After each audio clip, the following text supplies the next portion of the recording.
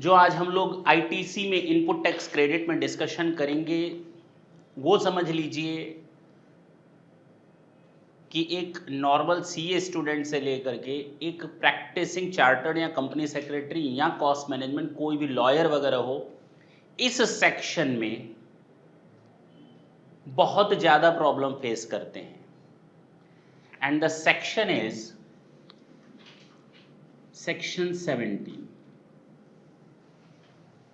The most important. हम लोग बहुत आराम से इस सेक्शन को करने जा रहे हैं और बहुत अच्छे तरीके से समझने की कोशिश करेंगे ताकि फ्यूचर में हमको प्रॉब्लम ना आए। और बहुत मेजर अमेंडमेंट आए हैं इस साल से इस सेक्शन में, क्योंकि प्रॉब्लम करने वाला ये सेक्शन था। कॉल्स आती हैं कि सर हमने ना ट्रक लिया है, क्या हमें इसका आईटीसी मिल जाएगा? सर हमने ना पैसेंजर कार ली हुई है, क्या हमें इसका आईटीसी मिल जाएगा? अरे लोग क्या कर रहे हैं, नॉर्मल कार बाय कर रहे हैं और उसकी आईटीसी ले रहे हैं। उनको मना करना पड़ रहा है कि भैया इसकी आईटीसी आपको नहीं मिल सकती। आप जो होटल वगैरह में खाना खाते हैं, एवन दो that is an official office expenses, refreshment expenses, entertainment expenses, what ever it is, but those credit you can not avail. वो क्रेडिट्स आपको नहीं मिल सकते। बात समझ में आई? तो आज हम लोग डिस्कस करेंगे आईटीसी, यानी कि जब हम कोई सामान खरीदते हैं, मान लेते हैं मैंने 10,000 का सामान खरीदा और उस पर मैंने 2,000 का टैक्स दिया, टोटल मिलाकर मैंने पेमेंट किया 12,000 रुपए। कितना? ये जो 2,000 है जो मैंने इनपुट यानी सामान खरीदते समय जो टैक्स दिया है, इसकी जो क्रेडिट है जिसको हम लोग नाम देते हैं इनपुट टैक्स क्रेडिट, यानी कि ये सामान खरीदा 10,000 में, अब मैंने इसको बेचा कितने में? 15,000 में। इस पर मेरा टैक्स कितना बनेगा? मान लेते हैं 3,000 का मेरा जीएसटी बना। टोटल मुझे कितना मिलेगा सामने वाले से? 18,000। मैंने आपको माल बेचा, मैंने आपसे 18,000 कलेक्ट कर लिया, 3,000 मैंने टैक्स के नाम से कलेक्ट किया और मुझे ये गवर्नमेंट को पे करना है कितना? 3,000। लेकिन ये जो मैंने सामान खरीदते समय, परचेज करते समय टैक्स दिया था, वो भी तो टैक्स ही दिया था ना, तो मुझे इसकी क्रेडिट मिल जानी चाहिए, जिसको हम कहते हैं आईटीसी। कितना क्रेडिट मिल जाएगा? 2,000। यानी अब गवर्नमेंट को मुझे नेट कितना पे करना है? 1,000। Is it clear? ये जो हम लोग क्रेडिट लेते हैं ना, इसके लिए सेक्शन 17 बहुत बड़ा रोल प्ले करता है और वो कहता है कि इन क्रेडिट्स की आपको, इन इनपुट टैक्स की आपको क्रेडिट नहीं मिलेगी, या फिर आप अपने इनपुट टैक्स को कैसे अपॉर्शन करेंगे। अपॉर्शनमेंट ऑफ क्रेडिट्स और ब्लॉक्स ऑफ क्रेडिट, यानी क्रेडिट को ब्लॉक किया गया है, ब्लॉक्ड क्रेडिट्स हैं। ब्लॉक्ड क्रेडिट मींस आप उसकी क्रेडिट अवेल नहीं कर सकते। अपॉर्शनमेंट ऑफ क्रेडिट का मतलब होता है मैंने एक सामान को 3 जगहों पर यूज किया। कितनी जगहों पर? 3 जगहों पर यूज किया। उसकी क्रेडिट क्या एक में ले लें? तीनों में लेनी चाहिए। किस रेशियो में लें? वो प्रपोर्शन। मैंने एक सामान बनाया, एक ही सामान से 2 सामान बनाए, एक एग्जेम्प्टेड है एक टैक्सेबल है, क्या पूरी क्रेडिट ले लें? नहीं। जो सामान एग्जेम्प्टेड वाले में यूज हुआ है उतनी की क्रेडिट आप क्यों लेंगे? कहने का मतलब ये, हमने ये सामान खरीदा 12,000 में, हमने इसको 2 जगह यूज किया, हमने इसकी 2 सेल की, सेल नंबर 1 और सेल नंबर 2। हमने सेल की 10,000 और 5,000 में इस इनपुट से सामान बना करके 2 अलग अलग सामान सेल किए। ये टैक्सेबल है और ये पूरी तरह से एग्जेम्प्टेड है, इस पर टैक्स नहीं लगता। इस पर टैक्स बना मेरा 3,000 रुपए, टोटल कितना हो गया? 13,000। इस पर तो टैक्स बना ही नहीं, इस वाले पर टैक्स बना ही नहीं। अब 3,000 हमको गवर्नमेंट को देना है और मैंने जो सामान खरीदते समय पेमेंट किया था 2,000, उसकी मैं क्रेडिट लेना चाहता हूं। क्या पूरी क्रेडिट ले लूं? ऐसे कैसे ले लेंगे सर? 2,000 रुपए जब सामान खरीदा था उसको 2 जगह आपने यूज किया, इसको अब आपको अपॉर्शन करना पड़ेगा। इसका कुछ हिस्सा क्रेडिट मिलेगा और कुछ हिस्सा क्रेडिट नहीं मिलेगा। ये उसकी बात करता है।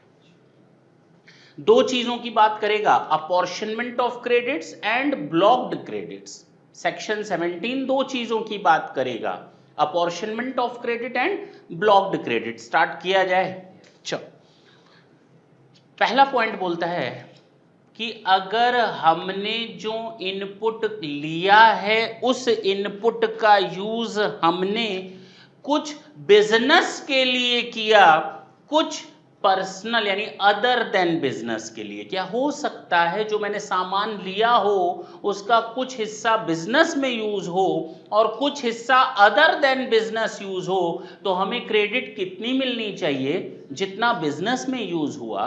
अगर हमने ये सामान खरीदा, इसको हमने दो जगह यूज किया, कुछ बिजनेस पर्पस के लिए और कुछ अदर देन बिजनेस पर्पस के लिए, तो जितना हिस्सा आप बिजनेस पर्पस के लिए यूज करेंगे, you shall be allowed to take credit of those input tax to the extent of business use. That's it. Is it clear now? मैं पढ़ता हूं, पहला पॉइंट क्या बोलता है? वेयर द गुड्स और सर्विसेज और both are used by the registered person. पक्की बात है, रजिस्टर्ड पर्सन ही इनपुट टैक्स क्रेडिट ले सकता है। मैंने मना किया था एग्जेम्पशन सेक्शन 10 वाला, कंपोजिशन स्कीम वाला, इनपुट टैक्स की कैटेगरी में तो आता ही नहीं। वेयर द गुड्स और सर्विसेज और both are used by the registered person partly for the purpose of business or and partly for other purposes, the amount of credit shall be restricted to so much of the input tax as it attributable for the purpose of business। बात खत्म हो गई। आप जितना other than business use करते हैं उसकी credit नहीं ले सकते। आप बुक छोड़ दें, आप लोग बिल्कुल बुक बंद कर दें, क्योंकि इसमें अमेंडमेंट है, आप लोग कंफ्यूज हो जाएंगे। वो मैंने इसीलिए अभी आप लोग को नहीं दिया, डिस्ट्रीब्यूट हो जाएगा, चिंता ना करें, ठीक है ना। कहने का मतलब ये हुआ जितना बिजनेस पर्पस के लिए होगा उतना। पहला पॉइंट इतना बोलता है, किनारे हो गया। अब हम इसको भी किनारे कर दें। दूसरा point same copy and paste है। वहां था बिजनेस अदर देन बिजनेस, यहां कहता है टैक्सेबल एंड नॉन टैक्सेबल यानी एग्जेम्प्ट के लिए। दूसरा पॉइंट क्या बोलता है? कुछ हिस्सा हमने उस इनपुट का टैक्सेबल पोर्शन में यूज किया और कुछ हिस्सा एग्जेम्प्ट पोर्शन में यूज किया। मेरे यहाँ एक एम्प्लॉई है, चलो एम्प्लॉई नहीं, मैं किसी से सर्विसेज लेता हूं और उस सर्विसेज को हम उसका यूज करते हैं दो जगह, जो हम पेमेंट करते हैं उसका दो जगह सर्विसेज लेते हैं, कुछ टैक्सेबल पोर्शन बनाने में और कुछ एग्जेम्प्टेड पोर्शन बनाने में। तो एग्जेम्प्टेड वाले पर क्रेडिट मत लो, उतना प्रोपोर्शन हटा दो, यही बोलता है पॉइंट नंबर 2 सेक्शन 17 का सबसेक्शन 2। और जो सबसे इंपॉर्टेंट सेक्शन 17 का हिस्सा है ना, वो भी यहीं पर आकर रुकता है। यानी 5 हम लोग के लिए पूरा मेजर सेक्शन है। अभी हम लोग चल रहे हैं section 17 subsection 2।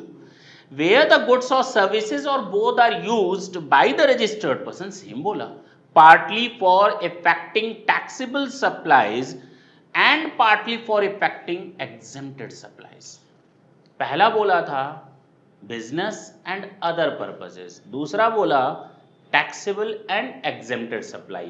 Taxable includes zero rated supply, taxable includes zero rated supply. Zero rated का मतलब मालूम है ना, एक्सपोर्ट वगैरह मैंने कहा था SEZ को दो, यहाँ एक्सपोर्ट करो, याद आया होगा। जीरो रेटेड सप्लाई समझाया था, उसमें 2 पॉइंट बताए थे। पहला, या तो एक्सपोर्ट करो या फिर SEZ को सेल करो।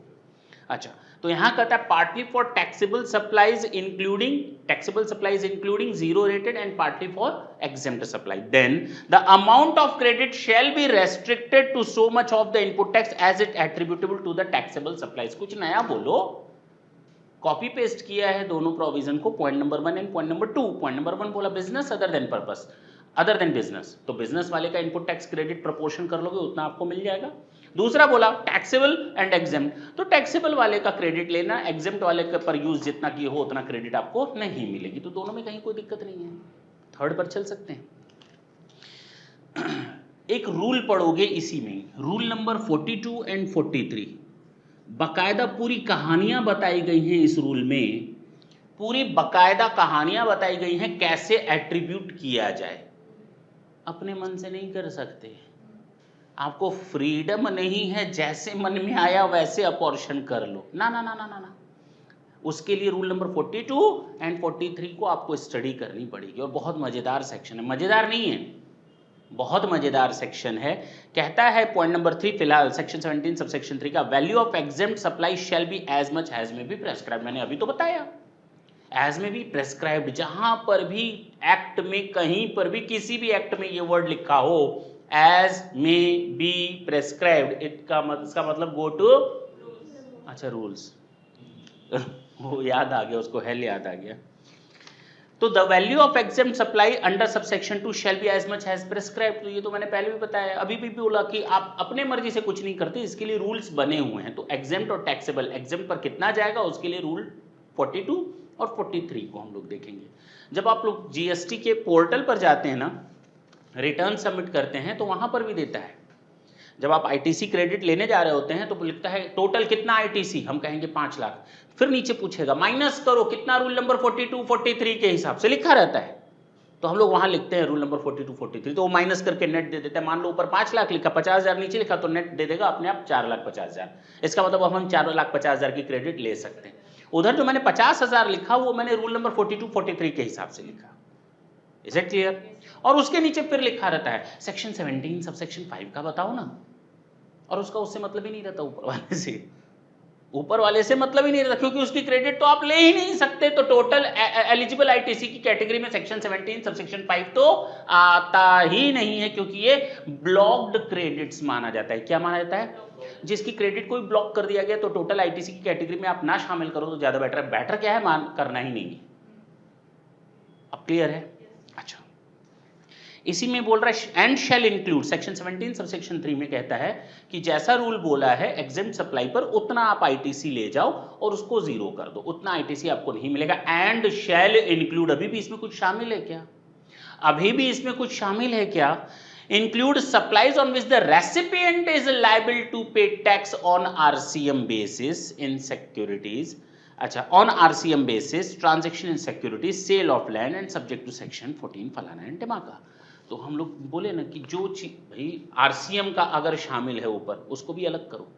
टोटल एलिजिबल इनपुट टैक्स इतना है, इसमें से रूल नंबर 42 43 का इतना है, और इतना आपका आरसीएम बेसिस वाला है, उनको आप अलग करते चले जाएंगे जैसा रूल नंबर 42 43 में दिया है। और इसमें भी शामिल है आपका जो आरसीएम है, सेल ऑफ लैंड है, सिक्योरिटीज है, उसको अलग करें। फिलहाल जब रूल नंबर 42 43 आएगा तो ये ज्यादा डिटेल में अच्छी तरह से समझ में आएगा कि क्यों कैसे अलग करना है। अभी तक हमको 2 पॉइंट समझ में आए, business purpose, other than business purpose. Business purpose वाला आप आईटीसी ले लो, अदर देन बिजनेस पर्पस वाला आप नहीं ले सकते। दूसरा, जितना टैक्सेबल और एग्जेम्प्ट सप्लाई होगा तो एग्जेम्प्ट सप्लाई वाला किनारे करो, और उसके लिए पॉइंट नंबर 3 बोलता है कि रूल्स के हिसाब से अलग कर देना 42 43 के हिसाब से। Is it clear? Point number 4 पर चला जाए, ढंग से सुनना। एक स्पेसिफिक बेनिफिट दिया गया है आईटीसी को लेकर के, financial company, banking company, NBFC, इन लोगों को एक स्पेसिफिक बेनिफिट दिया गया या ऑप्शन कह सकते हो। उनको बोला गया रूल फॉलो करना है क्या, तुम बैंकिंग कंपनी हो, तुमको रूल फॉलो करना है। बैंकिंग कंपनी कर देती है हाँ हाँ हमको सेक्शन 17 के रूल फॉलो करना है, तब तो कोई दिक्कत नहीं। वो कहते हैं नहीं हमको ऑप्शन पे जाना है, then they have given a different option. अब सुनो क्या, 50-50 वाला ऑप्शन दिया गया। क्या बोला गया? 50-50 वाला। जरा ढंग से सुनना। अब बैंकिंग कंपनी में बहुत ज्यादा ट्रांजेक्शन होते हैं, एक फाइनेंशियल इंस्टीट्यूशंस में बहुत ज्यादा ट्रांजेक्शन होते हैं, एनबीएफसी यानी नॉन बैंकिंग फाइनेंशियल कंपनीज में बहुत ज्यादा ट्रांजेक्शन होते हैं। क्या किया जाए उनके, पता ही नहीं चलता कितना एग्जेम्प्ट सप्लाई का है, कितना टैक्सेबल सप्लाई का है। सोचो कितना मुश्किल काम है, कितना मुश्किल है तुमको इतना समझाना, है ना? गाना है ना, वही तो, ये समझाना बड़ा मुश्किल का काम है कि कितना आपको आईटीसी मिलेगा और कितना आईटीसी नहीं मिलेगा। कैलकुलेशन करना बड़ा टफ का काम हो जाता है। तो उसके लिए बोलता है बैंकिंग कंपनी, फाइनेंशियल कंपनी और NBFC 3 engaged in supplying services by way of accepting deposits, extending loan और एडवांसेस। नहीं बोलो, बैंकिंग कंपनी बोल दिया, हमें मालूम है कि वो डिपॉजिट्स एक्सेप्ट करते हैं और लोन देते हैं।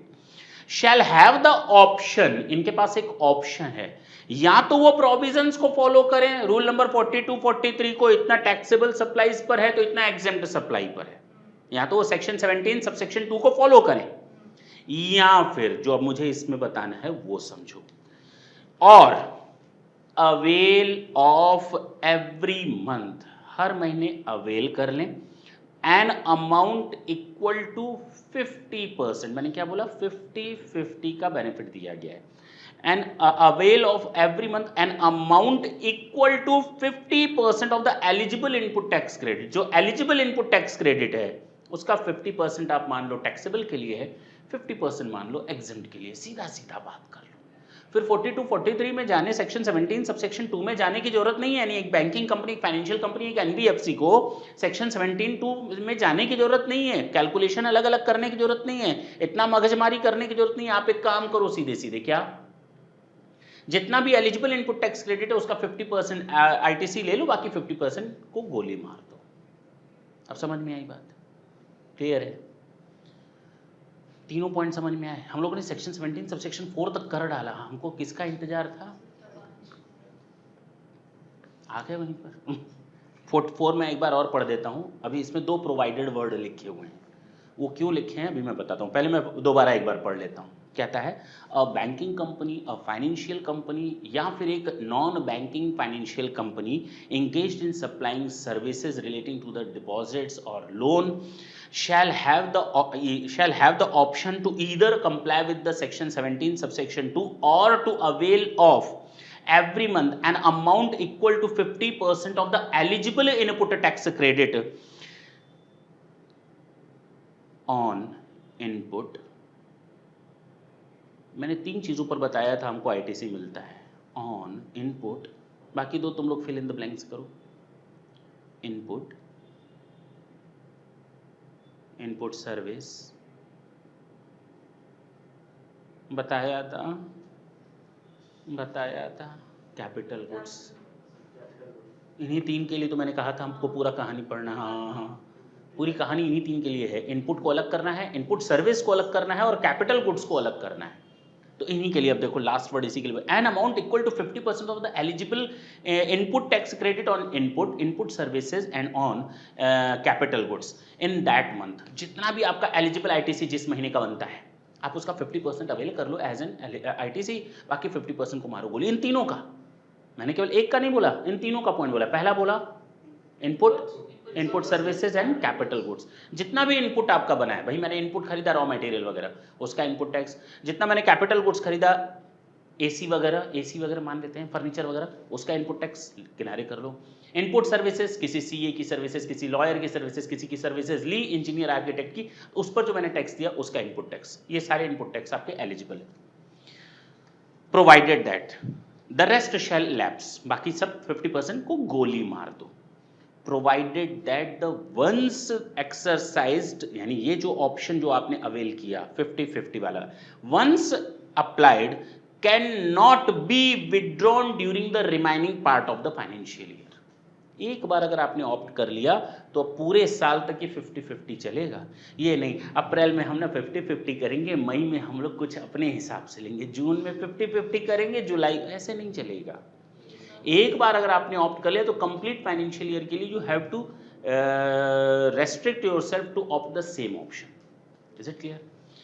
Provided further that the restriction of 50% shall not apply to the tax paid on supplied made by the, तो छोड़ दो मारो बोलिए। चले आगे नेक्स्ट, जब क्वेश्चन आएगा न्यूमेरिकल आएगा तो उस समय मैं बता दूंगा ये प्रोवाइडेड फर्दर क्या है।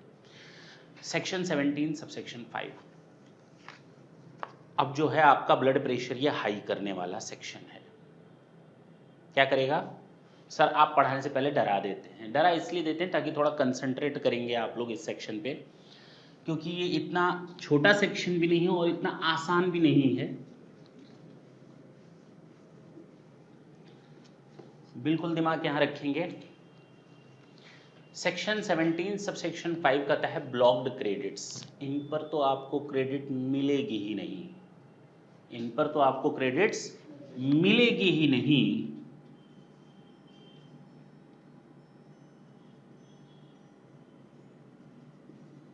आधी मुसीबत की जड़ यही होती है हमारे पूरे आईटीसी में। जितने बिजनेसमैन होते हैं बस यहीं आकर के स्टक कर जाते हैं। क्या है? Notwithstanding anything content in section 16(1) and section 18(18) तो अभी मैंने पढ़ाया भी नहीं, फिलहाल दोनों सेक्शन को किनारे करो। Input tax credit shall not be available in respect of the following. ITC मिलेगा ही नहीं, पहली लाइन ही बोला है नेमली। अब नेमली में 2-4 लाइन बताया होता ठीक है, यहां से बेचारे ने शुरू किया नेमली, इसका खत्म ही नहीं हो रहा, अभी खत्म नहीं हुआ है, ठीक है ना। मैं डरा नहीं रहा, मैं इसलिए बता रहा हूँ, बहुत सिंपल है, चीजें एक दूसरे से कनेक्टेड है। बस समझने वाली बात है, 2.5 पेज का दिखा, 2 पेज के आसपास है पूरा, ढंग से समझना। पहला बोलता है मोटर व्हीकल, आपको मिलेगा ही नहीं मोटर व्हीकल पर, लेकिन कौन सी मोटर व्हीकल? पहले जब शुरू में ये सेक्शन आया था ना तो बहुत ही कंफ्यूजिंग था, लेकिन अब इसको बिल्कुल क्लियर कट कर दिया गया है। वो जो प्रॉब्लम्स आती थी, दिन भर में 10 कॉल्स आती थी, वो कॉल्स आनी बंद। क्यों? क्योंकि बोलता है motor vehicle for transportation of persons. हाँ, पहले ये नहीं था, पहले केवल मोटर व्हीकल लिख करके टेंशन दे दिया था। अब कोई बंदा ट्रक को खरीद रहा है, अब ट्रक को खरीदा तो भाई ट्रक तो बिजनेस में ही यूज होगी, उसकी आईटीसी नहीं मिलनी चाहिए था, मिलना चाहिए था, लेकिन इसके कारण वो खत्म हो गई थी। क्लियर किया है।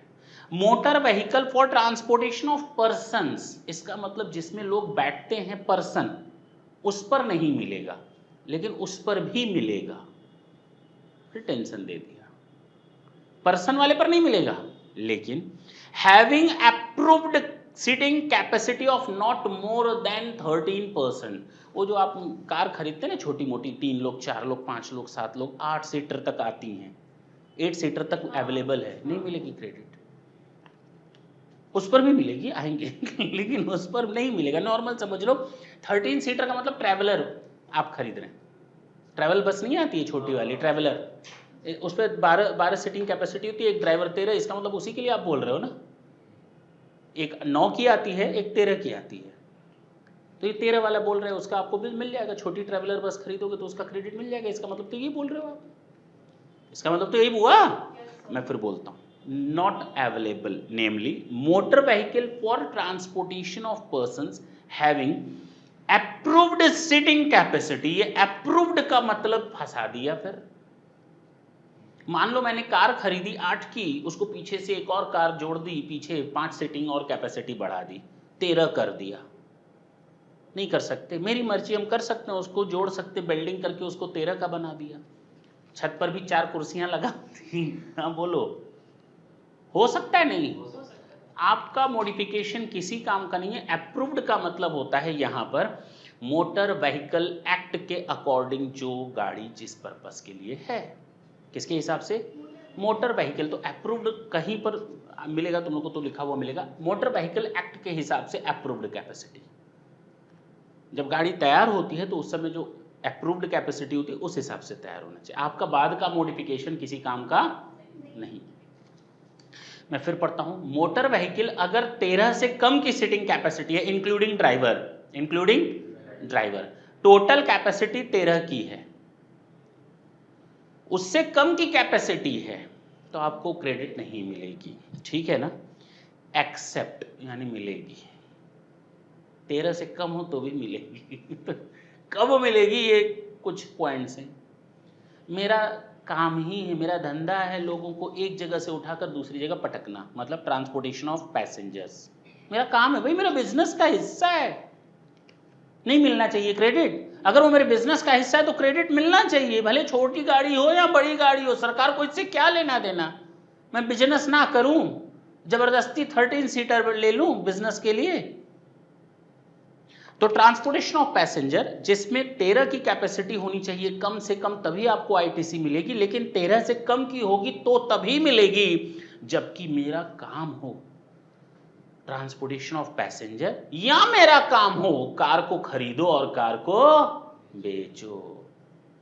कार को खरीदना और बेचना मेरे लिए वो एसेट नहीं है, that is a stock to me.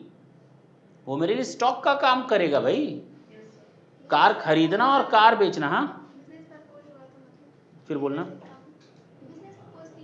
Business purpose के लिए यूज हो रहा है, 13 से कम है, बिजनेस पर्पस के लिए आ रहे हैं, अभी उसी की बात कर रहे हैं।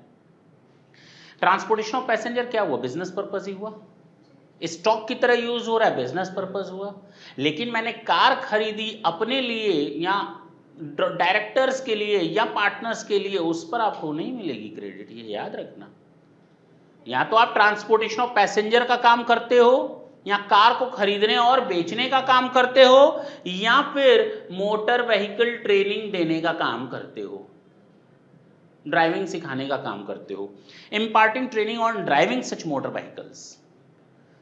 तो 3 चीजें अब याद रहेंगी, 3 चीजें याद रहेंगी, टोटल 4 चीजें। 13 से कम कैपेसिटी होगी तो क्रेडिट नहीं मिलेगा, 13 से अधिक की सीटिंग कैपेसिटी होगी तो क्रेडिट मिलेगी। लेकिन देखो यहाँ पर कहीं पर भी मैंने वो वाली कारों का जिक्र नहीं किया, ट्रक वगैरह का जिक्र नहीं किया जिसमें गुड्स का ट्रांसपोर्टेशन होता है, उसकी बात तो हुई नहीं। तो इसका मतलब उसकी क्रेडिट अभी तक तो दिमाग में होना चाहिए कि मिलेगी।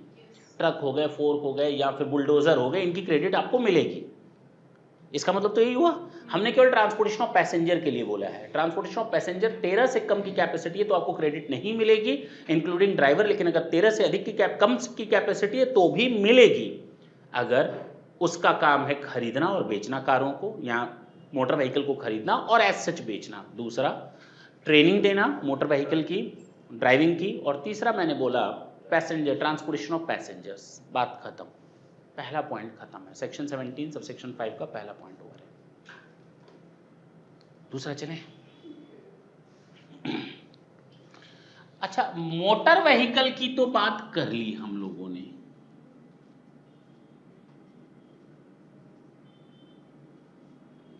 अब बात कर देते हैं वेसल्स एंड एयरक्राफ्ट्स। इसमें भी तो लोग बैठते हैं, वेसल एंड एयरक्राफ्ट में भी तो लोग बैठते हैं, कार में ही बैठते हैं क्या? अच्छा, तो इसके लिए कह रहा है वेसल एंड एयरक्राफ्ट, उसका भी क्रेडिट नहीं मिलेगा, लेकिन मिलेगा। कब मिलेगा वो बताता है। अब इसमें ये मत पूछना छोटा वाला है बोइंग विमान, वो छोटा बड़ा सब आएगा। For making the following taxable supplies namely further supply of such vessel और एयरक्राफ्ट। हमारा काम है जहाजों को खरीदना और जहाजों को बेचना। मेरा काम है हवाई जहाज को खरीदना, एरोप्लेन को खरीदना और एरोप्लेन को बेचना, तो मुझे क्रेडिट मिलेगी। कोई मना करेगा क्या? अच्छा, ट्रांसपोर्टेशन ऑफ पैसेंजर, अरे भैया उनका काम है। मैं अगर पर्सनल जहाज खरीदता हूं अपने लिए, हेलीपैड बनवाया है, तो भैया नहीं मिलेगा। ट्रांसपोर्टेशन ऑफ पैसेंजर है तब तो इसकी क्रेडिट मिलेगी। जैसे ट्रांसपोर्टेशन मोटर व्हीकल का था, सेम वही, दोनों पॉइंट वही कॉपी एंड पेस्ट है, कुछ नया नहीं है। तीसरा, imparting training on flying such aircraft, aircraft को चलाने की ट्रेनिंग देना या वेसल को चलाने की ट्रेनिंग देना। Imparting training on navigating such vessel. Clear है? बात समझ में आई? तो तीनों पॉइंट वही हैं, जो ऊपर वाले पॉइंट थे वही तीनों कॉपी पेस्ट कर दिए गए, कुछ नया नहीं बोला। इसमें सिटिंग कैपेसिटी बस नहीं है। मोटर व्हीकल में 13 की सिटिंग कैपेसिटी थी, उसके नीचे आपको नहीं मिलेगी, लेकिन मिलेगी अगर वो एज सच खरीदने बेचने का काम करे, कार को, मोटर व्हीकल को खरीदने बेचने का काम करे। दूसरा पैसेंजर ट्रांसपोर्टेशन, और तीसरा ट्रेनिंग के लिए। यहां पर भी वही है, वेसल एंड एयरक्राफ्ट में ट्रेनिंग के लिए आप यूज करते हैं तो कोई दिक्कत नहीं है, आपको क्रेडिट मिल जाएगी। ट्रांसपोर्टेशन ऑफ पैसेंजर होगा तो भी आपको क्रेडिट मिल जाएगी, और खरीदने बेचने का काम करेंगे तो भी आपको क्रेडिट मिल जाएगी। लेकिन इन दोनों पॉइंट्स में एक चीज मिसिंग थी। हमने यहां कैरियर की बात ही नहीं की, जो गुड्स का कैरियर करते हैं, गुड्स कैरियर की बात ही नहीं हुई है, ना एयरक्राफ्ट में, ना वेसल में, और ना मोटर व्हीकल में। इसका मतलब उनकी क्रेडिट मिल जाएगी। अच्छा, नीचे लिखा भी हुआ है फॉर ट्रांसपोर्टेशन ऑफ गुड्स, इसकी क्रेडिट मिल जाएगी, ठीक है ना, लिखा है। चलिए आगे।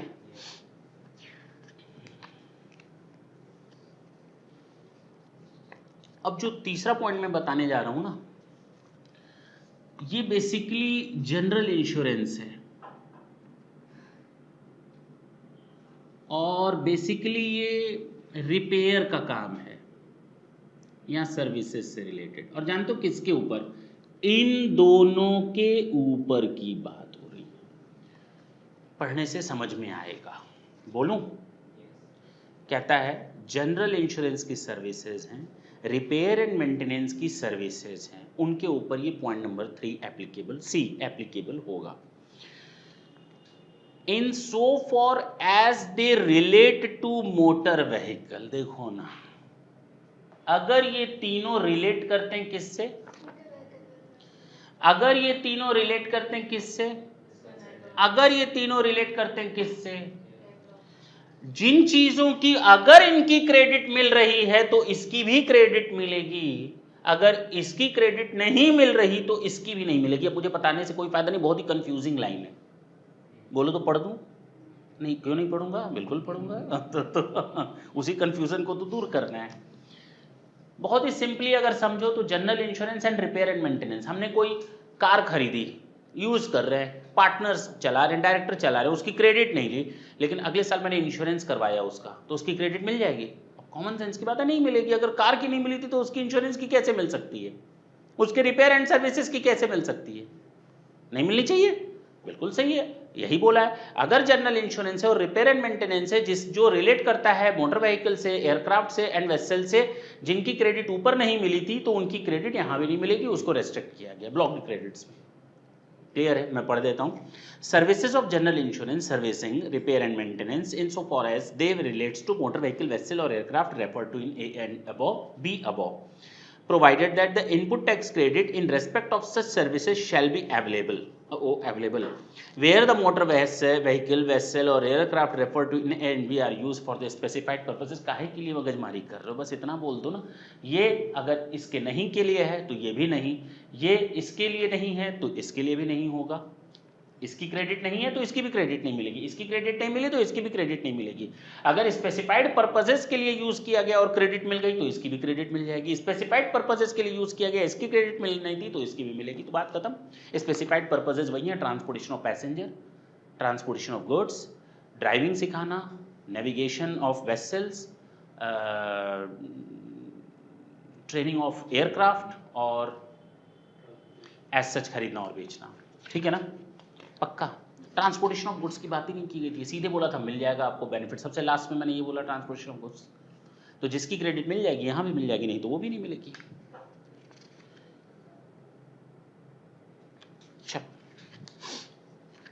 चले आगे। ये था एक दूसरे से रिलेटेड ए बी सी। अब आते हैं डी की बात करते हैं। Food and beverages. Food and beverages, ये फूड एंड बेवरेजेस क्या होते हैं? जो आप खाना खाने जाते हैं होटल वगैरह में, खाना खाओगे, टैक्स दोगे, ये लो ठेंगा, कोई क्रेडिट नहीं मिलेगी। वो सारा का सारा डकार कौन मारेगा? सरकार। होटल सरकार डकार मारेगी क्योंकि वही खाएगी। ठीक है ना? अगर फूड एंड बेवरेजेस से रिलेटेड अगर आपकी कोई क्रेडिट है, वो ब्लॉक्ड क्रेडिट है, वो ब्लॉक्ड क्रेडिट है, वो ब्लॉक्ड। सर हमने ना आउटडोर कैटरिंग की व्यवस्था की थी, हमारे घर में फंक्शन था, तो मैंने एक बंदे को बोला था हमारे यहाँ कैटरिंग का फैसिलिटी दे दो, तो मैंने आउटडोर कैटरिंग करवाई थी, उसका मिलेगा। हमने तो उसको पैसा दिया, उसने उसमें खाना खिलाया, बाकी भी फैसिलिटीज दी। भैया आउटडोर कैटरिंग का 100% ब्लॉक्ड है, 100% ब्लॉक्ड है। तो अगर कोई बिजनेसमैन अपने यहाँ कोई पार्टी ऑर्गेनाइज करता है और आउटडोर कैटरिंग की फैसिलिटीज देता है तो उसको उसकी क्रेडिट नको, even though that is for business purposes. Clear है? फूड एंड बेवरेजेस बिल्कुल खत्म, आउटडोर कैटरिंग बिल्कुल खत्म, ब्यूटी ट्रीटमेंट। तुम कुछ लगाते बोलो। ब्यूटी ट्रीटमेंट, सैलून वगैरह का कोई आपको बेनिफिट नहीं मिलने वाला। ये जो बड़े बड़े नेता अभिनेता होते हैं ना, नेता, अच्छा अभिनेता मान लें तो वो लोग जाते हैं ब्यूटी ट्रीटमेंट पर, तो उनको कोई बेनिफिट नहीं मिलने वाला। ठीक है ना? हेल्थ सर्विसेज, जिम वगैरह, मेडिकल ट्रीटमेंट वगैरह, नॉर्मल नॉर्मल नॉर्मल। ठीक है ना? Cosmetics and plastic surgery. अब हमसे कोई पूछे आपने क्या क्या बोला, तो मैं बोलूँगा food and beverages, outdoor catering, beauty treatment, cosmetic, plastic surgery, health services. इनकी आपको क्रेडिट्स नहीं मिलेंगी, ये पूरी तरह से ब्लॉक्ड क्रेडिट्स हैं, ये पूरी तरह से ब्लॉक्ड क्रेडिट्स हैं।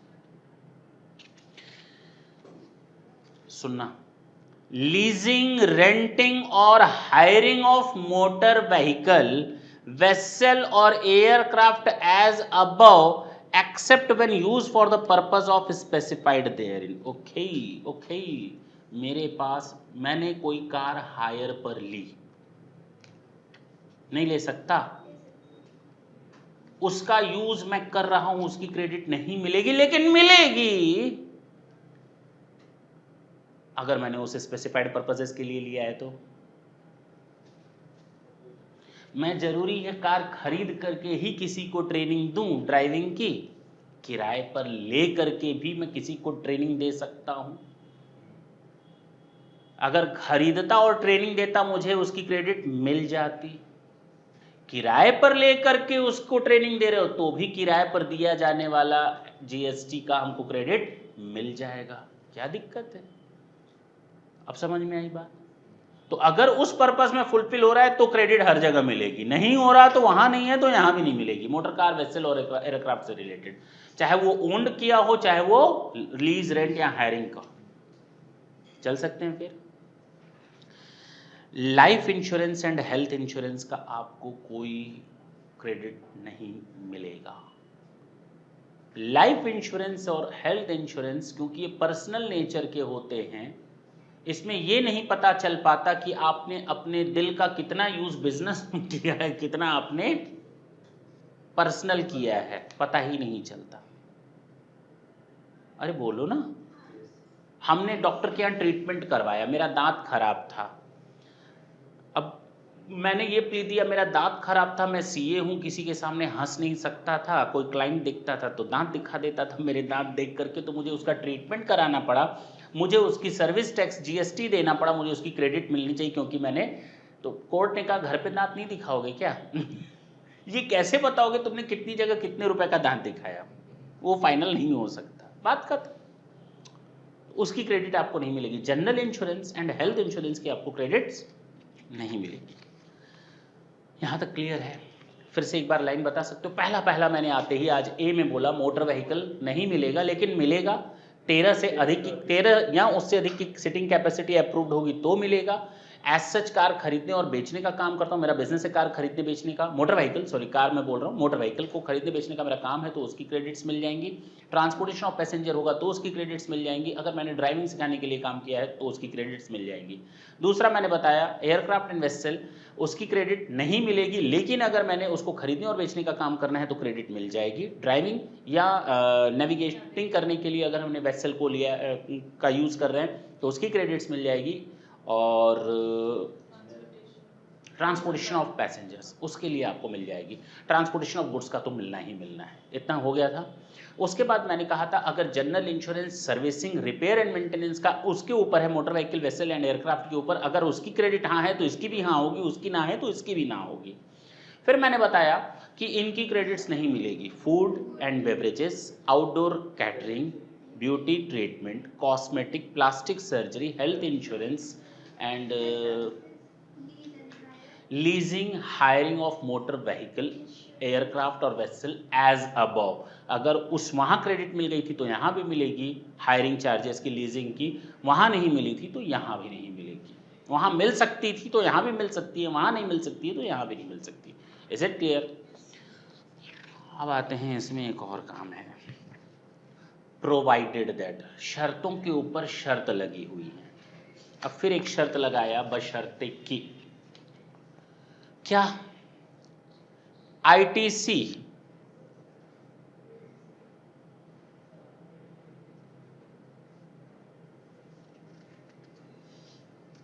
बोलूं, कहो तो पढ़ दो, बहुत टिपिकल रहेगा, मैं ऐसे ही समझा दूं। मान लो मैं आउटडोर कैटरिंग का काम करता हूं, 2 मिनट के लिए समझना। मैं आउटडोर कैटरिंग का काम करता हूं, लेकिन काम मेरा इतना बड़ा है कि मुझे छोटे मोटे कॉन्ट्रैक्टर रखने पड़ते हैं। हो सकता है मैंने अपने काम को डिस्ट्रीब्यूट कर रखा हो दूसरे कॉन्ट्रैक्टर के साथ, तो मुझे ऑर्डर मिला, मैंने किसी दूसरे को दे दिया। अब दूसरा वाला हमसे चार्ज करेगा, हम उस बंदे से चार्ज करेंगे जो पार्टी ऑर्गेनाइज कर रहा है। मैं मेन कॉन्ट्रैक्टर हूं, मैंने लिया, उसको तो क्रेडिट नहीं मिलेगी, उसको तो क्रेडिट नहीं मिलेगी। किसको? जिसने ऑर्गेनाइज करवाया। मैं तो टैक्स वसूल लूंगा। इसी तरह कोई बंदा हमको जो सर्विस दिया वो हमसे पैसा लेगा, वो हमसे टैक्स लेगा, हमको टैक्स पे करना पड़ेगा उस सब कॉन्ट्रैक्टर को। क्या उसकी जीएसटी मुझे मिल जाएगी? यस, क्योंकि मेरा काम है उस बिजनेस को करना। वो सामने वाला हमको सर्विसेज दे रहा है ताकि भाई मोटर व्हीकल खरीदना और बेचने का काम कर रहे हैं, तब मिल जा रही है क्रेडिट। उसी तरह आउटडोर कैटरिंग खरीदने और बेचने का काम करेंगे तो क्रेडिट मिल जाएगी। कहाँ बात तो वही पड़ी ना, थोड़ा कॉमन सेंस लगाओ, बात तो वही पड़ी। वहां मोटर व्हीकल खरीद रहे थे, यहां हम आउटडोर कैटरिंग की सर्विसेज खरीद रहे हैं। वहां मोटर व्हीकल खरीद करके एज सच बेच रहे थे, यहां आउटडोर कैटरिंग की सर्विसेज ले करके किसी को बेच रहे हैं। तो वहां भी मोटर व्हीकल का क्रेडिट नहीं मिल रहा था, लेकिन एज सच खरीद करके बेचने का मिल जा रहा था, तो यहां पर भी आउटडोर कैटरिंग का मिल जाएगा। बात समझ में आ गई होगी। ब्यूटी ट्रीटमेंट का भी मिल जाएगा, कॉस्मेटिक का भी मिल जाएगा, प्लास्टिक सर्जरी का भी मिल जाएगा, लेकिन एज सच ले करके जाना। मेरा काम है वो काम करना, सर्विसेज किसी से लेना और सर्विसेज किसी को देना। मैं पढ़ूंगा, provided that the ITC in respect of such goods or services or both shall be available, यानी ITC मिल जाएगा, where an inward supply of such goods or services or both, फालतू की बातें मत बोलो, is used by a registered person, मैं use कर रहा हूं, for making an outward taxable supply of the same category of goods or services or both, or as an element of composite supply or mixed supply। किनारे रखो। अब समझ में आई बात? अगर ऊपर दी हुई चीजों को मैं ले करके उसका आउटवर्ड सप्लाई कर रहा हूं सेम कैटेगरी का, तो मुझे उसकी क्रेडिट मिल जाएगी। जी हाँ, कोई दिक्कत? कितना टिपिकल है, अभी खत्म होने वाला है, चिंता मत करना। अगर इतना चीज समझ में आ गया तो तुम लोगों ने बहुत बड़ा एक रोल प्ले कर दिया इस चीज को खत्म करने में। सेक्शन 17 के 5 पॉइंट्स याद हो गए होंगे। अब सुनना, membership of a club, health and fitness centre. वैसे ही जनरल इंश्योरेंस और हेल्थ इंश्योरेंस को खत्म कर रखा है, तो अगर क्लब होगा, हेल्थ क्लब होगा या फिटनेस सेंटर होगा, उसका भी नहीं मिलेगा। अरे इंश्योरेंस को जब तुमने हटा रखा है तो हेल्थ से रिलेटेड सर्विसेज को थोड़ी यूज करोगी। जब हेल्थ इंश्योरेंस को हटा रखा है, जनरल लाइफ इंश्योरेंस को हटा रखा है, जब उसको हटा रखा है, जनरल इंश्योरेंस का मिलता है क्या? हाँ, अगर इससे रिलेटेड हो बताया तो काहे नहीं मिलेगा। जनरल इंश्योरेंस मिलता है, लाइफ इंश्योरेंस और हेल्थ इंश्योरेंस। जनरल इंश्योरेंस भी नहीं मिलेगा अगर इन दोनों का नहीं मिला था तो। Is it clear? तो लाइफ इंश्योरेंस का और हेल्थ इंश्योरेंस का तो पूरी तरह मना है। जब लाइफ और हेल्थ का मना है तो भैया फिटनेस सेंटर, हेल्थ क्लब क्या मतलब है, उसका काहे का मिलेगा? ट्रेवल बेनिफिट्स एक्सटेंडेड टू, अच्छा ट्रेवल बेनिफिट्स का मतलब मैं गया यहां से, ट्रैवलिंग का कोई बेनिफिट्स आपको नहीं मिलेगा, बात खत्म। Extended to employees on vacation such as leave और होम ट्रैवल कंसेशन। मैं अपनी फैमिली को लेकर के घूम रहा हूँ, ट्रैवल बेनिफिट्स नहीं मिलेंगे। मैंने अपने एम्प्लॉय को कहा तू जा घूम करके आ। देखो ना, कई एम्प्लॉयर कहते हैं जाओ होनोलुलु घूम करके आओ। कहाँ घूम कर आओ? सिंगापुर घूम करके आओ। कहाँ घूम करके आओ? कहीं भी घूम करके आओ, जाओ लेकिन घूम करके आओ। 2 लाख रुपए दे देते हैं ट्रैवल बेनिफिट्स। अरे भैया नहीं मिलेगा उसका ITC, ट्रैवल बेनिफिट्स का ITC नहीं मिलेगा। अब फिर इसमें शर्त लगाया, provided that ITC in respect of such goods और सर्विसेज और बोथ शैल बी अवेलेबल। फिर वही line, where it is obligatory for an employer to provide the same to its employees under any law for the timing in force। अगर कानून के मुताबिक ये दिया जा रहा है under the obligation of any law, then the ITC shall be availed। ITC will be available for those purposes for which the law prescribes। That's it। Is it clear? फिर आता है, फिर एक इंपॉर्टेंट, यहाँ तक खत्म हो गया। अभी तक हम लोगों ने 4 पॉइंट, मतलब फूड एंड बेवरेजेस हो गया, इसी में ही तुम्हारा हो जाएगा आउटडोर कैटरिंग। लिखूं या छोड़ दूं? अच्छा जी,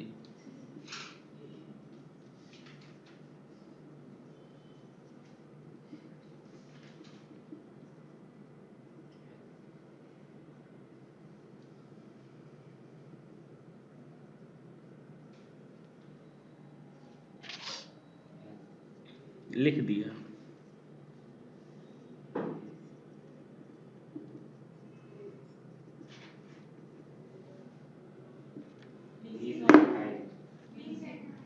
लीजिंग और हायरिंग, तुम लोग कितने तेज आदमी हो,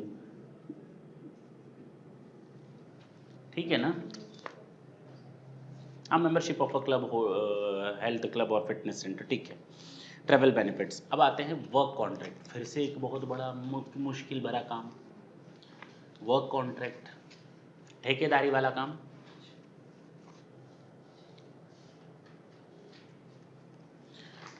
work contract services when supplied for, नहीं मिलेगा। Work contract services when supplied for construction of an immovable property, नहीं मिलेगा ITC. Except where it is an input services for further supply of work contract, फिर except, हर जगह except. अच्छा, इसमें दो एक्सेप्ट है, एक और है हिडन है, other than plant and machinery. Plant and machinery का मतलब क्या होता है, मैंने किसी को कहा कि भाई मेरे यहाँ फ्लोर मिल लगानी है, वो आया बाहर से, वो फ्लोर मिल का पूरा इंजीनियर है, उसने वहीं पर असेंबल करके चीज़ों को बना दी मेरी फ्लोर मिल, वो वर्क कॉन्ट्रैक्ट है। क्या उसका बेनिफिट मिलेगा? यस, उसका बेनिफिट मिलेगा, क्योंकि उससे मुझे बिजनेस करना है, टैक्सेबल सप्लाईज देनी है। Is it clear? दूसरा, अगर other than plant and machinery है, बिल्डिंग बनाना है, इमूवेबल प्रॉपर्टीज बनानी है, और मैंने किसी वर्क कॉन्ट्रैक्टर को लिया, बिल्डर को लिया, बनवा करके दिया, कोई आईटीसी नहीं मिलने वाला।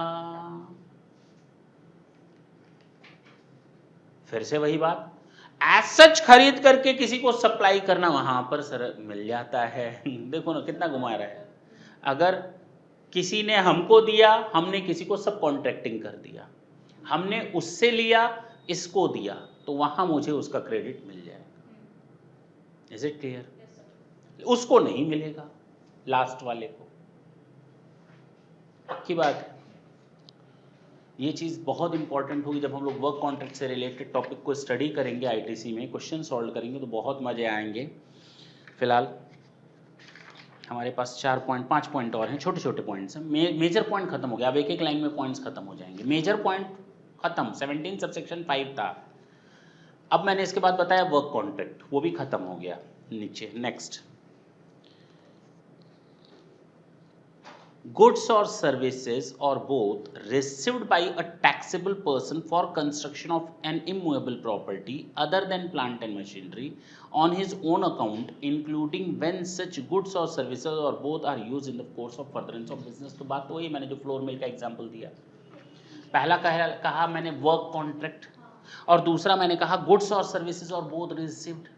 अगर मैं किसी को वर्क कॉन्ट्रैक्ट नहीं दे रहा हूँ, भैया तो अपने मैं खुद कर लूंगा, काहे के लिए? ऑन हिज ओन अकाउंट लिखा है, मैं खुद इंजीनियर हूँ, मैं अपना खुद बना लूंगा, मुझे किसी के वर्क कॉन्ट्रैक्ट की जरूरत, तो उस केस में भी मुझे मिल जाएगा, अगर मैं उसका यूज टैक्सेबल सप्लाईज में करूँ, फर्दरेंस और in the normal course of business. Is it clear?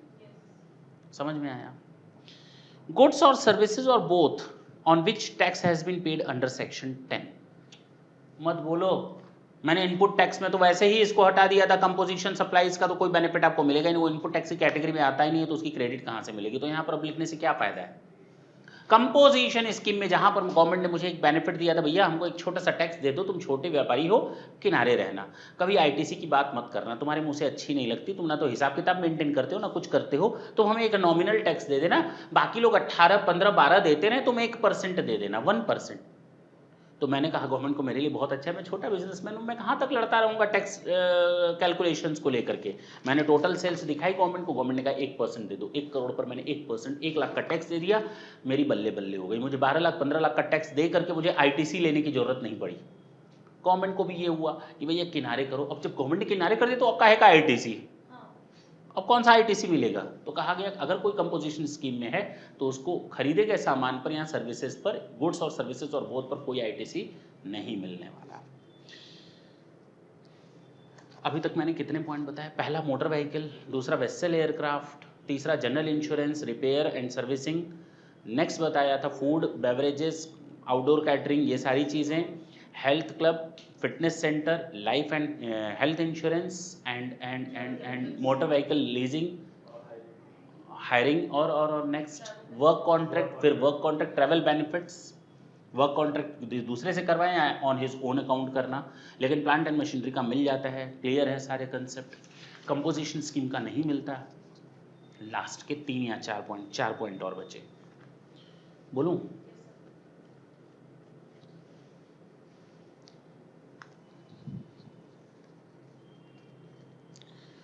मैं इंपोर्ट एक्सपोर्ट वाला भी छोड़ देता हूँ, एक लाइन का है, छोड़ देता हूँ अभी। गुड्स और सर्विसेज और both use for personal consumption, काहे के लिए बोल रहे हो, नहीं भी लिखते तो हमें मालूम था, वो आपने शुरू में ही कह दिया था केवल टैक्सेबल सप्लाईज हो, बिजनेस के लिए यूज। मैंने कंप्यूटर खरीदा घर के लिए, क्या मुझे उसका आईटीसी बिजनेस में मिलेगा? अरे काहे को लिख रहे हो, नहीं भी लिखते तो भी हम मानते हैं। मैंने कार घर के लिए खरीदी, क्या मुझे मिल जाएगा भले ही 13 से अधिक की कैपेसिटी हो? नहीं। अरे बोल। Goods lost, goods stolen, goods destroyed, goods return off, goods disposed off by way of gift और फ्री सैंपल।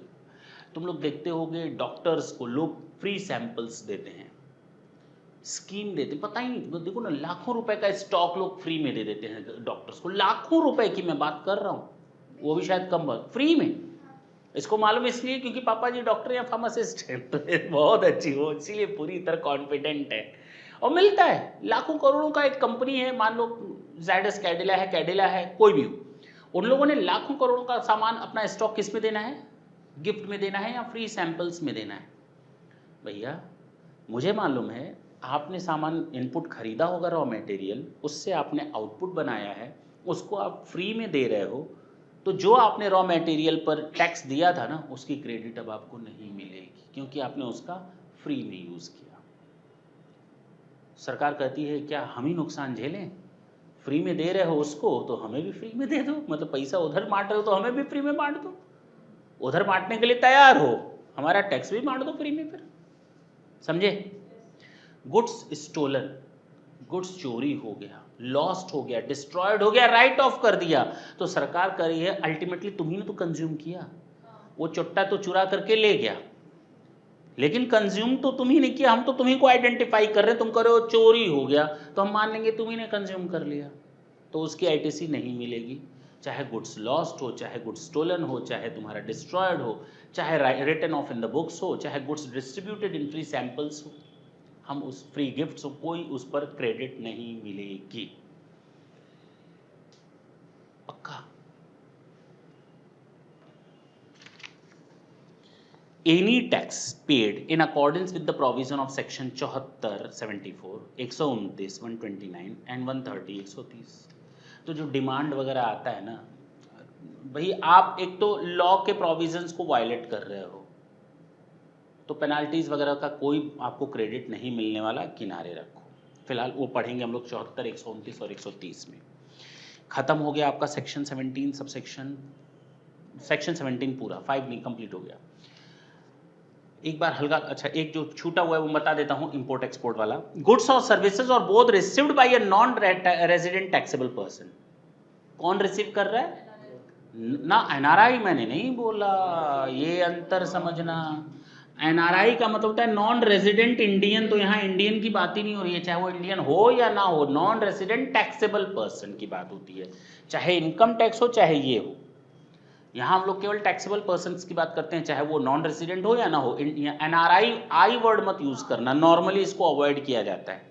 तो गुड्स और सर्विसेज और both received by non resident taxable person, बात खत्म हो गई। कोई नॉन रेजिडेंट टैक्सेबल पर्सन है, उसने गुड्स या सर्विसेज रिसीव किया, उसको क्रेडिट कहां से, उसके पीछे पीछे दौड़ते रहोगे, except on goods imported by him. तो इंपोर्ट एक्सपोर्ट जब पढ़ोगे तो पता चलेगा कि हाँ, जो नॉन रेजिडेंट होते हैं ना, तो वो जब इंडिया में काम करते हैं, गुड्स इंपोर्ट करते हैं, तो उन पर उनकी क्रेडिट मिलती है, आईजीएसटी के बराबर। देखते हैं कैसे मिलेगी, वो बात की बात है, कितना रिफंड वो क्लेम कर सकते हैं कितना नहीं, उसके लिए पूरा एक चैप्टर है। तो नॉन रेजिडेंट टैक्सेबल पर्सन है, उसने अगर कोई गुड्स खरीदा है, सर्विसेज या दोनों, तो उसकी उसको क्रेडिट नहीं मिलेगी, इतना सा केवल याद रखना है तुमको। नॉर्मली पहला मैंने बताया था मोटर व्हीकल, दूसरा मैंने बताया vessel and aircraft, last point, हाँ तीसरा जनरल इंश्योरेंस, सर्विसिंग और रिपेयर एंड मेंटेनेंस, और जो इससे रिलेटेड हो, food, beverages, catering, outdoor catering, beauty treatment, cosmetic, plastic surgery, health insurance, health services, sorry, hiring, motor car की हायरिंग और leasing, वही रिलेटेड, हाँ, और health insurance and life insurance, work contract और अपने बनाना on his own account immovable property, section 10 composition scheme. उसके बाद मैंने नॉन रेजिडेंट टैक्सेबल पर्सन अगर इंपोर्ट गुड्स और सर्विसेज रिसीव करता है, और goods stolen, destroyed, damaged, return off free gifts और सैंपल्स, सेक्शन 74, 129, 130 डिमांड वगैरह भी आएगा, पेनल्टीज वगैरह। पर्सनल कंजम्पशन, बिल्कुल सही है। इतना ही है सेक्शन 17। कोई दिक्कत हो तो बोल सकते हो, एक बार देख लेते हैं कुछ छूटा ना हो, otherwise each and everything is done. Explanation छूटा है, मैं उसको भी रहने देता हूँ। तुम लोग के दिमाग में एक जाने की जगह भी होनी चाहिए, इसके ऊपर अगर कुछ बोलूँगा तो जाएगा नहीं, ये तो पक्की बात ये तो हम भी मानते हैं। सेक्शन 18 एक और सेक्शन है, उसके बाद आपका आईटीसी में कुछ नहीं बचा, एक क्लास और चलेगी थ्योरी में, मतलब सेक्शंस में अभी रूल्स बचे हुए हैं, मैनर बचा हुआ, एज में भी प्रेस्क्राइब्ड, रूल नंबर 40, 41 सॉरी 42, 43 सबसे इंपॉर्टेंट, ठीक है ना। टाटा बोले, कुछ और पूछना हो पूछ लो, कोई डाउट्स हमें नहीं लगता होगा। थैंक यू बच्चों।